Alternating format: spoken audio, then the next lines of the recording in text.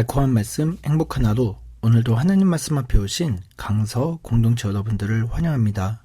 오늘 우리가 함께 볼 말씀은 마태복음 3장 13절에서 4장 11절까지 말씀입니다. 이때 예수께서 갈릴리로부터 요단강에 이르러 요한에게 세례를 받으려 하시니 요한이 말려 이르되 내가 당신에게서 세례를 받아야 할 터인데 당신이 내게로 오시나이까? 이제 허락하라. 우리가 이와 같이 하여 모든 의를 이루는 것이 합당하니라. 이에 요한이 허락하는지라.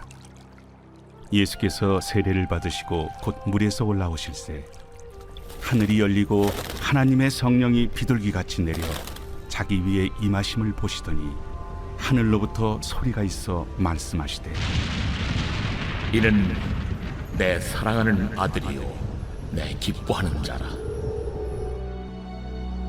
그때 예수께서 성령에게 이끌려 마귀에게 시험을 받으러 광야로 가사 40일을 밤낮으로 금식하신 후에 줄이신지라. 시험하는 자가 예수께 나와서 내가 만일 하나님의 아들이거든 명하여 이 돌들로 떡덩이가 되게 하라. 기록되었을 때 사람이 떡으로만 살 것이 아니요 하나님의 입으로부터 나오는 모든 말씀으로 살 것이라 하였느니라.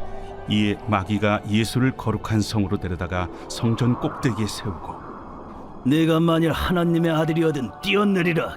기록되었으되 그가 너를 위하여 그의 사자들을 명하시리니 그들이 손으로 너를 받들어 발이 돌에 부딪히지 않게 하리로다 하였느니라. 또 기록되었으되 주 너의 하나님을 시험하지 말라 하였느니라. 마귀가 또 그를 데리고 지극히 높은 산으로 가서 천하만국과 그 영광을 보여 이르되 만일 내게 엎드려 경배하면 이 모든 것을 내게 주리라. 사탄아 물러가라. 기록되었으되 주 너의 하나님께 경배하고 다만 그를 섬기라 하였느니라. 이에 마귀는 예수를 떠나고 천사들이 나와서 수종드니라. 오늘 본문은 예수님께서 공생애를 시작하기 위해 준비하고 계시는 장면을 보여주고 있습니다. 먼저 예수님께서는 요한에게 나와 침례를 받으려 하고 계십니다. 그러나 예수님을 알아본 요한은 죄인인 인간이 받는 침례를 예수님께 주는 것에 대해서 꺼려하고 있습니다. 오히려 자신이 예수님께 침례를 받아야 한다고까지 말하고 있죠. 그때 예수님께서 자신이 침례를 받는 이유에 대해서 15절에 보면 이렇게 설명하고 있습니다. 모든 의를 이루는 것이 합당하니라. 하나님의 뜻인 모든 의가 성취되기 위해서 받아야 한다라고 말씀하고 계십니다. 다시 말해 예수님께서 받으시는 침례는 메시아로서 모든 사람의 죄를 대신해서 모든 불의를 해결하기 위한 대표성을 가지고 있음을 보여주고 있는 것입니다. 이후에 예수님께서는 성령에 이끌려 광야로 나아가시고 그곳에서 40일 동안 금식하시는 장면이 나옵니다. 그리고 그곳에서 사탄에게 시험도 받으시죠. 이 모습은 마태복음의 최초 독자인 유대인들에게는 너무나 익숙한 흐름이었습니다. 이집트에서 홍해를 건너 광야로 들어갔던 출애굽의 상황을 떠올리게 했을 것입니다. 그리고 그들은 광야에서 성령을 거역하여 실패했던 자신들의 모습을 떠올렸을 것입니다. 예수님께서는 이곳에서 3번의 시험을 받으십니다. 그리고 예수님께서는 이스라엘의 실패했던 광야의 생활과는 달리 하나님의 백성은 어떻게 승리하는지를 보여주고 계십니다. 첫 번째 시험은 돌들로 빵을 만들라는 시험이었습니다. 40일을 굶주린 예수님께서 하나님과 상관없이 자신의 능력으로 이 문제를 해결하라는 것이죠.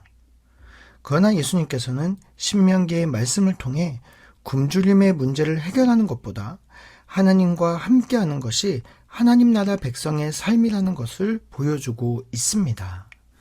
두 번째 시험은 성전 꼭대기에 서서 뛰어내리라는 것이었습니다.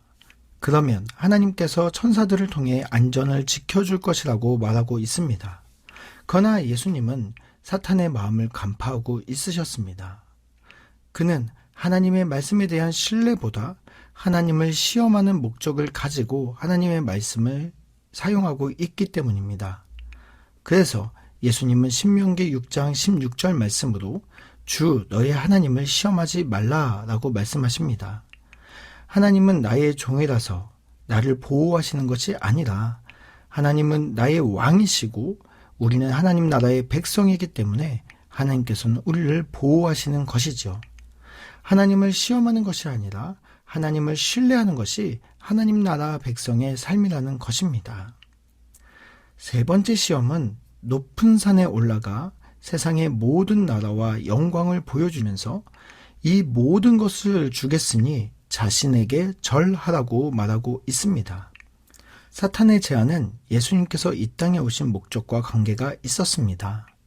죄의 세력에 넘어간 하나님 나라의 모든 영광을 되찾아오는 것이 예수님의 목적이었죠. 그러나 목적을 이루기 위해서 과정을 하나님 말씀에 어긋나게 해서는 안 된다는 것을 분명히 말씀하고 계십니다. 그래서 하나님 나라 백성은 목적도 중요하지만 과정과 방법까지도 하나님 뜻에 맞아야 함을 분명히 보여주고 있습니다.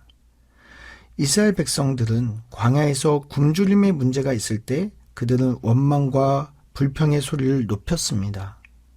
하나님을 왕이 아닌 자신의 종쯤으로 바라볼 때도 있었습니다. 그래서 자신이 원하는 것이 이루어지지 않을 때마다 하나님을 버리기가 일쑤였습니다. 수단과 방법이 변질되고 형식적인 하나님의 백성으로 남아 있었습니다. 그러나 예수님은 그 실패를 승리로 바꾸시며 공생애의 사역을 시작하고 계시는 것입니다. 우리 사랑하는 강서 공동체 여러분, 예수님께서는 공생애를 시작하기 전에 자신의 승리가 아니라 하나님의 승리를 향한 목표를 분명히 했습니다. 그래서 예수님은 광야의 시험을 하나님 나라 백성답게 승리할 수 있었던 것입니다. 오늘도 우리가 살아가면서 하루의 삶에서 나의 승리가 아닌 하나님의 승리라는 분명한 목표를 가지고 나아갈 때 문제에 집중하지 않고 하나님께 집중할 수 있게 됩니다. 오늘 하루 하나님의 백성으로 하나님께 집중하며 나아갈 때 하나님의 승리에, 하나님 나라 승리에 우리는 동참할 수 있게 되는 것입니다. 오늘 하루의 삶 속에서 하나님께 집중하며 하나님의 승리에 동참하시는 우리 강서 공동체 모두가 되시기를 바랍니다.